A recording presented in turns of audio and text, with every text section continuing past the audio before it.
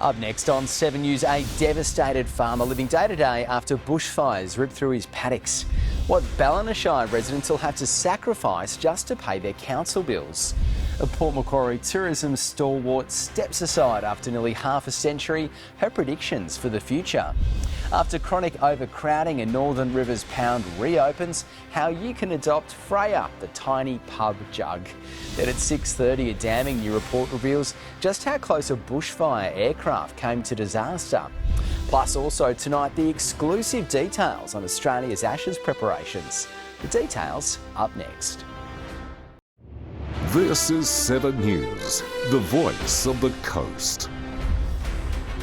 Tonight, a farmer set to sacrifice his animals just to stay afloat. A fresh start for a Northern Rivers animal shelter.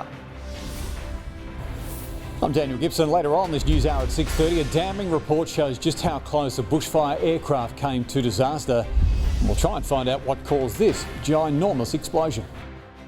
7 News begins now. Good evening. One Mid-North Coast farmer is tonight counting the cost of the devastating Bulahdelah bushfires. Over 80 hectares of his paddocks are now a charred mess, leaving him with barely 6 weeks of feed for his animals. Charred ground and burnt out fence posts. Paddocks that should have fed Jay Sharnock's livestock through the summer. Medina Wells, 7 News. A 29-year-old man is now before the courts after an alleged assault involving an elderly woman and police officers.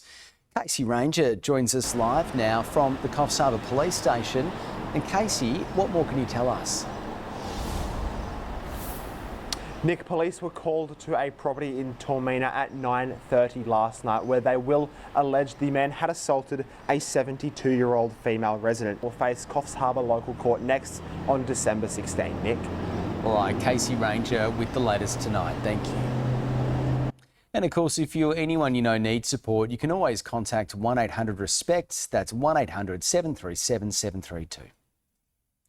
Ballinashire residents will now battle the cost of living with even less money after being hit with a huge rate rise. Elise Holden joins us live now from Ballina. And Elise, councillors voted for a 6% increase. Nick, the rise will take place over the next 4 years, but it'll be an extra $346 a year for residents. Businesses will also see $1,000 a year, while farmland rates will be more than $500. Locals say they can't afford it, with some looking at cutting back on small luxuries. The cost of the blowout.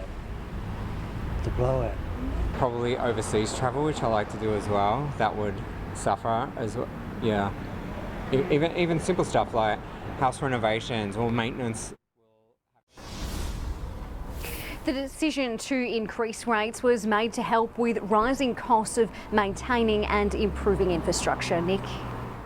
All right, Elise Holden reporting live from Ballina. Thanks for the update. A 44-year-old man has been charged for allegedly carrying a big haul of drugs in his car. He was stopped near Nabiac for speeding and then underwent a roadside drug and breath test. A search of his car found 15 kilograms of meth, 3.5 kilograms of heroin and an encrypted criminal communication device. The man's been refused bail and is set to appear before Foster Local Court in Feb.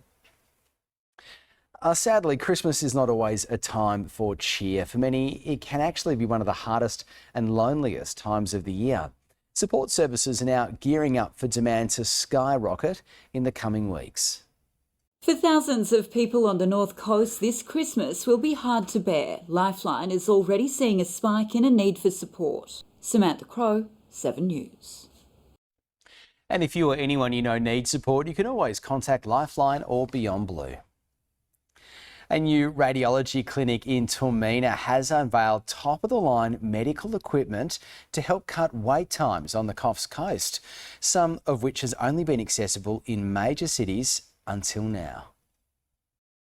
Cutting-edge equipment set to reshape medical imaging in our region. A new animal shelter in Murwillumbah is set up to free kennels and foster carers after years of chronic overcrowding, with plenty of pets still waiting for their forever homes, like Freya, the little pub jug. Filled to the brim with cages and cat towers, dripping with mould and torn ceilings. Elise Holden, 7 News. They are very cute. All right, Kirstie's here to have a look at today's weather conditions. And Kirstie, lots of cute animals and the weather. Bit of rain. Yeah, and storms, Nick. That's right. Hello to you and good evening, everyone. It was an unsettled evening for parts of the coast with storms bringing rainfall, and that has continued today. Our coast has been lashed with heavy rain, thunder and lightning. We've had 12 millimetres of rain through Taree, 44 millimetres across Port Macquarie and 49 millimetres in 52 rather, I should say. That has been updated. 52 millimetres through Coffs Harbour tonight with showers falling. Further north, 7 millimetres fell in Ballina between about 10:30 and 1:30, but it's remained dry since then. Tonight, currently, we have a 100% humidity level through Coffs Harbour. That means it currently feels like 19.3 degrees. Our maximum is 19.3. It feels like 22 degrees. Bit of a different weather picture on the way tomorrow with clearer skies. That forecast soon, Nick. Sounds good, Kirstie. We'll check in soon. Well, up next in 7 News, our farmers are still paying the price for natural disasters, and a Port Macquarie tourism icon set to step aside. A little later on this news hour, a damning report reveals how close a bushfire aircraft came to disaster. Also tonight, see the moment a blast rips through a neighbourhood, levelling homes. Plus, Susan Lee joins demands for a rethink of poly travel perks. See you soon. Farmers are tonight calling for more assistance to help them recover from natural disasters. In the wake of fires and floods, one company wants to survey farmers to find out more. It was one of the worst floods in Australian history, pushing farmers to the brink. Elise Holden, 7 News. A Port Macquarie tourism stalwart is about to step aside. Jeanette Hyde has spent more than 4 decades working tirelessly for our region, and she has a simple message for the future of our tourism.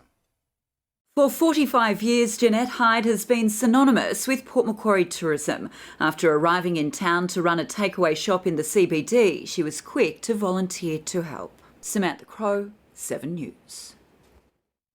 Still to come in 7 News, Christmas arrives early at Alstonville, and why Mid North Coast Rugby Club are gearing up for a 24-hour run.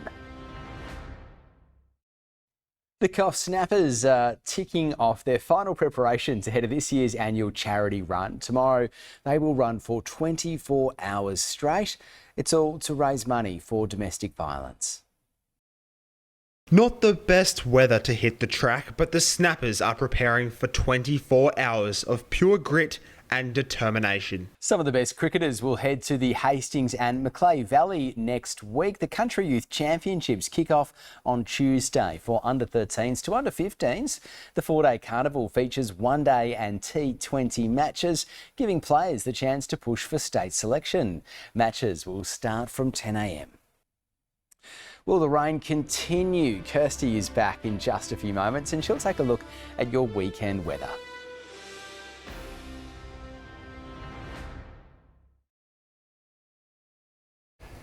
And in the national news now, just minutes away, see how close a bushfire aircraft came to disaster. You'll see the moment a blast rips through a neighbourhood, levelling homes, and pressure mounts on the PM to sack his communications minister. Good evening. We have seen some severe thunderstorms develop over parts of the state, but more wild weather is forecast into the next 24 to 48 hours. Showers and storms moving into western and central parts of the state under a trough could become severe. This system will then begin to move further northeast towards parts of the Queensland border into Sunday. Then a cold front will move through into Monday, bringing slightly cooler temperatures as well as clearer skies. We can see that heat being flushed out of much of the state over the next couple of days, but but temperatures beginning to increase as we head into early next week. Showers clearing into the start of the weekend too, but increasing again from Sunday for the coast. We could see upwards of around 20 millimetres, but thunderstorms could trigger even heavier rainfall. Tomorrow though, it will start to warm back up with maximums returning to the mid-20s, even the high 20s in the south. Patchy cloud about with blue skies underneath for most and a light and mild northeasterly breeze. We do still have that risk of severe thunderstorms, but at this stage we're not expecting heavy rainfall. On the waters, we're expecting winds to tend southerly for Byron Bay into the afternoon, then north to northeasterly around Coffs Harbour. Seas sitting around 1.5 metres with a 3-foot easterly swell. Warmer temperatures again on Sunday, the high 20s and even the low 30s for our coast. Mostly settled conditions in the afternoon with a light breeze, but that does follow that high chance of showers heading mainly into the northern rivers, as well as some possible thunderstorms. Monday also similar, a trough moving along our coast will bring showers once again, another 4 to 5 millimetres, as well as grey skies and thunder and lightning. So our weather remaining very unstable, cooling down too in the south. We're expecting the high 20s, I should say, and low 30s further north. Very mixed weather on the way for our weekend, Nick. Indeed, Kirstie. Thanks for the update. Well, that's your local news for tonight. Dan's got your latest national news up next. Have a great weekend, and I'll see you Monday at 6.